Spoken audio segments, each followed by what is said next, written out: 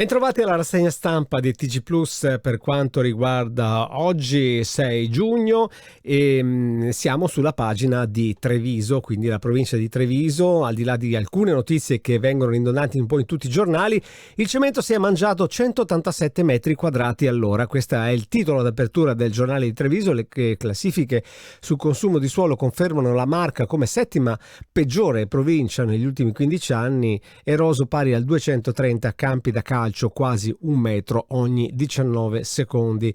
È tanta roba, c'è poco da fare. Nella fotonotizia invece il restauro di Palazzo Ancillotto diventa una docuserie sul web. Si parla di Pedemontana, sulle mappe e i transiti ora crescono, e l'autostrada del mare al consorzio SIS entro 60 giorni. Altre notizie che troviamo di spalla: tenta la rapina in strada, donna reagisce, lo fa arrestare. La troveremo anche su Notizie Plus. Andiamo invece a vedere su Gazzettino che cosa troviamo. Si parla ancora molto di Eraclea, maxi pena per il boss, estorsioni e usure, Donadio condannato a 26 anni, figli 6 anni, 5 anni, 8 mesi, esclusa l'associazione mafiosa ma riconosciuto il metodo mafioso per alcuni reati commessi.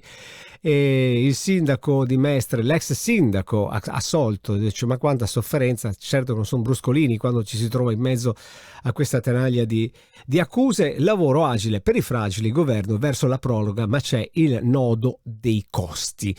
E si parla ancora di notizie che abbiamo comunque già visto e troviamo anche su Corriere del Veneto: dure condanne ma non per mafia. E qui vedete la sindaca di Eraclea, davano della mafiosa pure a me, dice. L'immagine va ricostruita, questo articolo dell'ottimo Andrea Priante che spiega bene com'è andata la situazione, ma lei tiene duro e vuole rilanciare l'immagine della città. Mestre: immaginate quanto io abbia sofferto in questi 4 anni, PM verdetti diversi. Si parla ancora del sindaco di Mestre, che insomma tanta sofferenza abbiamo visto anche prima. Lancio insetticida vegano, gli utili alla ricerca. Questa è una bella fotonotizia. Questo imprenditore printeggino lo propone alla regione e chissà che la regione se ne accorga e ne faccia buon uso. Pista da bob per i giochi, il conto sale a 125 milioni. Verrà fuori altri casini nuovi naturalmente anche da questa cosa.